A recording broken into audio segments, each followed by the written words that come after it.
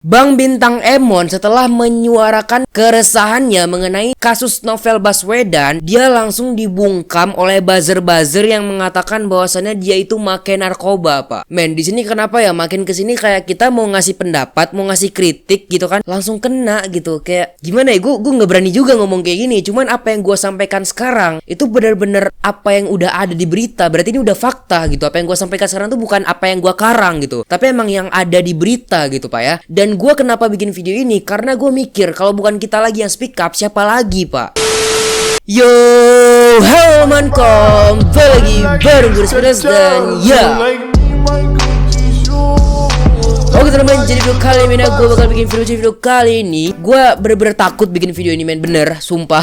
Di sini kenapa gue bikin video ini, kenapa gue nekat banget? Karena bukan karena request ya. Kalau misalnya request gue masih mikir nih, Pak, gue takut gitu. Tapi ini gue bahas ini, kenapa? Karena emang udah bener-bener keresahan gue. Dan juga kalau bukan kita lagi yang menyuarakan atau speak up soal ini, siapa lagi gitu. Sebelum kita ke pembahasannya, gue bakal coba dulu nonton video Bintang Emon yang dia menyuarakan atau speak up soal kasus Om Novel Baswedan, Pak ya. Oke, kita bakal langsung aja ke video, men, let's go. Nah coy, jadi di sini ada video yang dimana Bang Bintang ini ya, men ya, dia tuh speak up soal kasus Om Novel Baswedan yang katanya pelakunya itu cuman dihukum karena ketidaksengajaan dia menyiram air keras kepada Om Novel gitu. Ketidaksengajaan, Pak. Oke, kita coba play video ya, Pak ya. Katanya nggak sengaja, tapi kok bisa sih kena muka? Kan kita tinggal di bumi, gravitasi pasti ke bawah. Nyirem badan nggak mungkin meleset ke muka. Bener. Kecuali Pak Novel Baswedan emang jalannya handstand. Gimana tuh? Bisa lu protes, Pak Kim. Saya niatnya nyirem badan, cuma gara-gara dia jalannya bertingkah jadi kena muka. Bisa, masuk akal. Bener. Sekarang tinggal kita cek yang kagak normal cara jalannya Pak Novel Baswedan atau hukuman buat kasusnya. Aduh. Katanya cuma buat ngasih pelajaran, bos.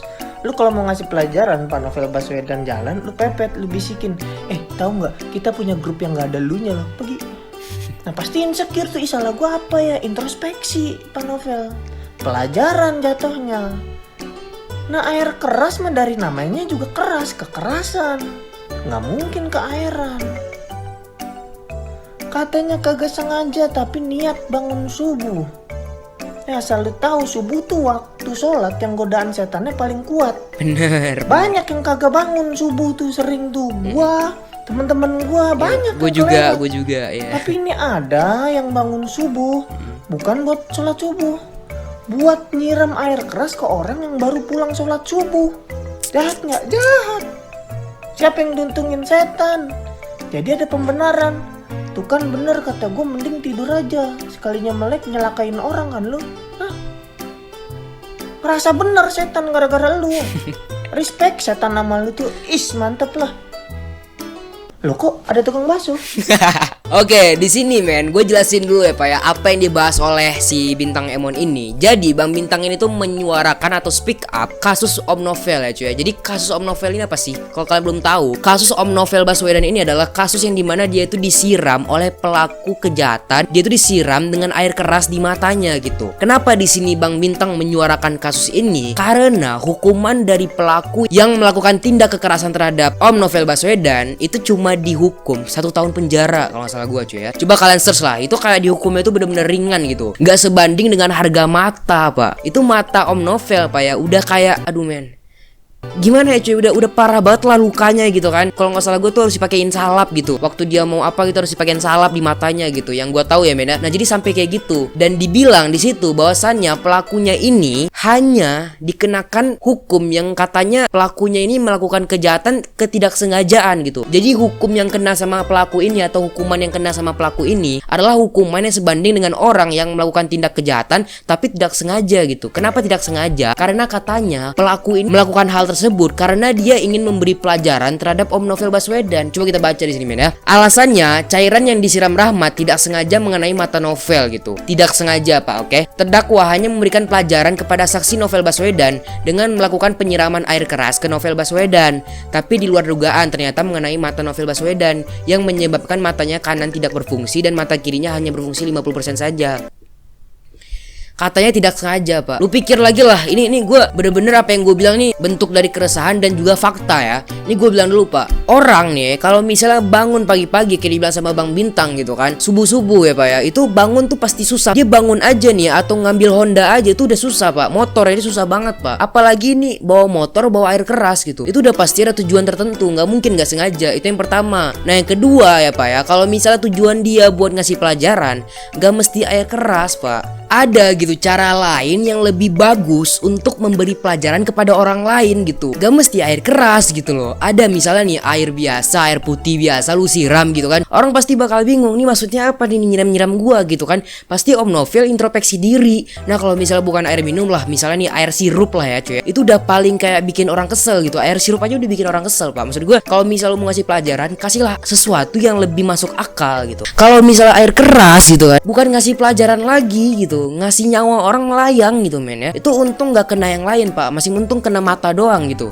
Kalau kena yang lain waduh bahaya gitu loh. Air keras, yang namanya air keras gak ada yang lembut, gak ada yang bisa ngasih pelajaran pak. Air keras itu bukan untuk ngasih pelajaran, itu udah beda lagi konsepnya, beda gitu kan. Di sini setelah ini terjadi pak ya, udah setelah ini terjadi gitu, ternyata nih Bang Bintang diserang sama buzzer bahwasannya dia tuh makin narkoba pak. Jadi kalau kalian gak tahu, buzzer itu kayak akun gadungan yang diperintahkan oleh sebuah pihak yang menyuruh buzzer ini buat menyebarkan hoax soal orang yang dituju gitu. Biar orang yang dituju ini kena bungkam gitu. Biar dia tuh kayak nggak ngelakuin apa-apa lagi. Jadi kayak dibungkam gitu. Ngerti gak sih? Kayak dituduh-tuduh lah gitu pak ya. Nah jadi Bang Bintang ini dituduh oleh buzzer bahwasannya dia itu pakai narkoba. Terus Bang Bintang langsung ngirim pak di Instagramnya nih ya, kalian bisa lihat ya pak ya. Dia langsung foto di mana dia itu udah ngetes ke rumah sakit bahwasannya dia itu tidak positif narkoba ya. Otomatis dia tuh cuma negatif gitu. Jadi dia nggak pernah pakai narkoba pak. Jadi kalian bisa lihat sini yang bertanda tangan di bawah ini menerangkan bahwa nama Gusti Muhammad Abdurrahman Bintang Mahaputra hasilnya dinyatakan negatif. Jadi di sini langsung dia foto, langsung dia cek ya men, langsung dia lapor, langsung dia kirim ke Instagram dan orang langsung tahu gitu bahwasannya dia tidak positif narkoba. Oke, sampai situ kalian udah ngerti ya apa yang gue bilang.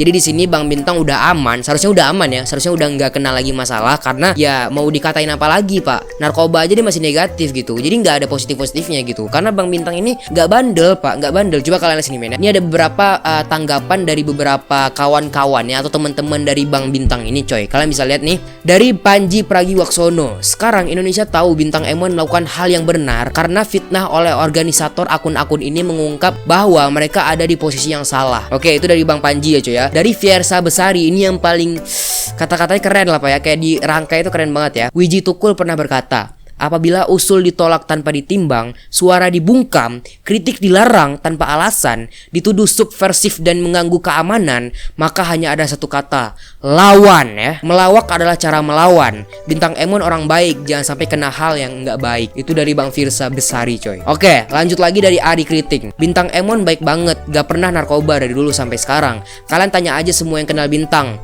Disodorin rokok aja dia ogah gitu. Disodorin rokok aja dia nggak mau pak. Sering diledekin di tongkrongan karena nggak punya sejarah bandel itu men. Dia nggak bandel sama sekali gitu. Dari tanggapan teman-temannya aja udah bilang kayak gitu. Dan juga di sini men, setelah itu terjadi ada salah satu kader PSI katanya ya. Nah di sini kalian bisa lihat kader PSI laporkan komika Bintang Emon ke Kominfo. Seorang kader PSI bernama Charlie Wijaya melaporkan Bintang Emon ke Kominfo terkait video soal kasus Novel Baswedan. Menurutnya hakim dalam kasus Novel Baswedan sudah melakukan tugasnya hingga memberikan hukuman gitu. Kata si Charlie ini. Jadi si Charlie ini tuh kayak nggak setuju dengan kritik dari si Bang Bintang ini. Saya telah melaporkan saudara BE kepada Direktorat Jenderal Aplikasi Informatika Kementerian Komunikasi dan Informatika ke Kominfo ya. Jadi yang lucunya di sini pak ya, ternyata setelah Bang Bintang ini ketemu dengan Om Deddy Corbuzier ya, Om Deddy Corbuzier itu menelpon salah satu orang yang penting juga di PSI, gue lupa namanya, pokoknya orang yang penting di PSI. Terus Om Deddy Corbuzier ini nelpon dia dan ditanya men, apakah di PSI ada orang yang bernama Charlie Wijaya? Dan jawabannya apa? Gak ada pak. Katanya tuh kayak gak ada. Dia gak kenal siapa Charlie Wijaya, dia gak kenal. Itu yang gue bingung pak ya. Apakah dia bener-bener kader PSI atau bukan? Itu yang pertama. Yang kedua, apa yang dia lakukan ini juga gak jelas pak. Kenapa dia ngelaporin Bang Bintang Kominfo?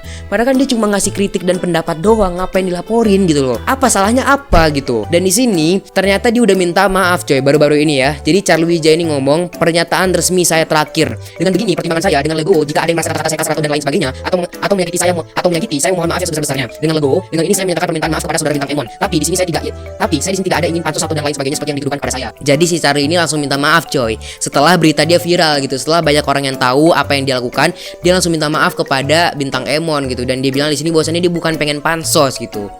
Ribet banget nih kasusnya. Banyak banget coy, padahal ini cuma satu doang nih ya, kayak berbelit-belit gitu. Ada lagi gitu.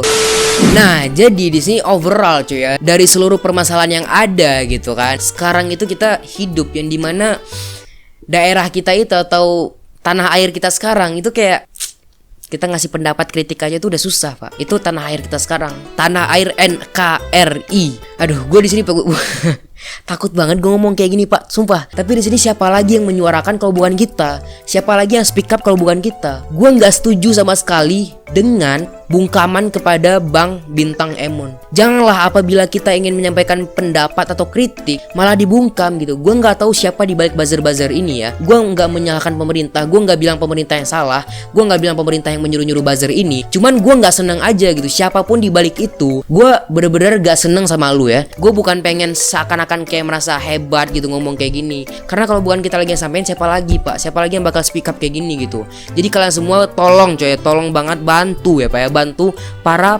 konten kreator yang ingin speak up soal ini gitu. Jadi ya kita bantu support lah cuy ya, konten-konten kreator, jangan sampai konten kreator juga dibungkam gitu. Udah segitu aja video gue, jangan lupa di like, subscribe, dan capek gue ngomong kayak ini pak, sumpah. Bye bye. Takut sih gue, takut kok ada yang ketok pintu gue.